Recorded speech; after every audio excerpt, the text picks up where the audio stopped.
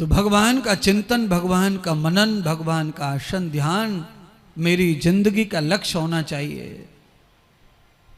सर्वमेव खिलविदम ब्रह्म, सर्वत्र परमात्मा व्यापक है, ऐसा मेरी बुद्धि माने।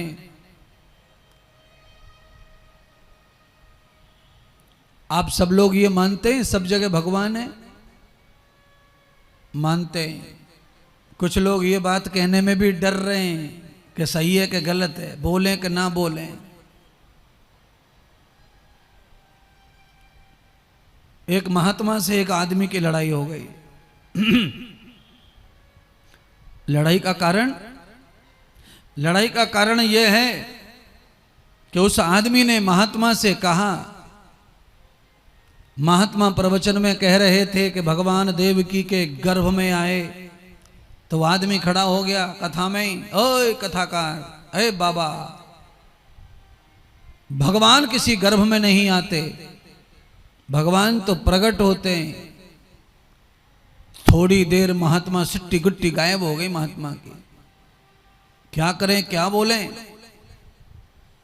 जो व्यासपीठ पे जो महात्मा थे उनको ज्यादा शायद नहीं होगा नॉलेज, वो चुप हो गए, वो कुछ नहीं कह पाए।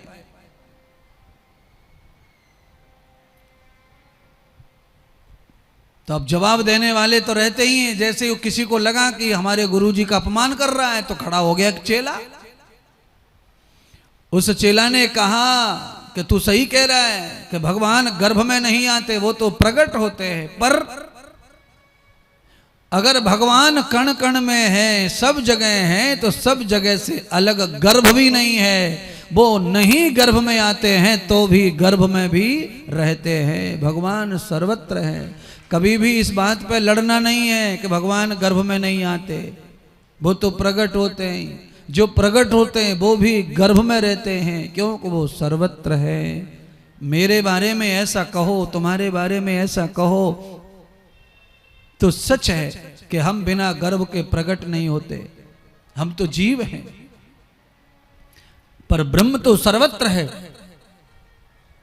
वो तो बिना गर्भ के भी प्रकट होता है, और आवश्यकता पड़ने पर जैसे उत्तरा के गर्भ में चला गया बिना गर्भ वाला कृष्ण परीक्षित की रक्षा करने, तो आवश्यकता पड़ने पर वो गर्भ में भी जा सकता है।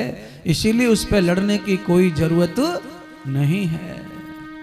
पर कण कण में जो समाया है उसको समझना, ढूंढना, मानना, ये सब आपके काम नहीं है, सबके काम नहीं है। वो कोई बिरले रहते हैं जिनके दिल दिमाग पूरी तरह प्रभु का हो गया है। उसे सर्वत्र परमात्मा उनकी छवि नजर आती है, जिसको वो चाहते हैं, जिसको वो प्यार करते हैं। आपका जिससे प्रेम हो जाए भगवान के रूप में, आपको सर्वत्र वही दिखेंगे। हर चीज में, हर रूप में, सब जगह उन्हीं का दर्शन, उन्हीं का आभास होगा।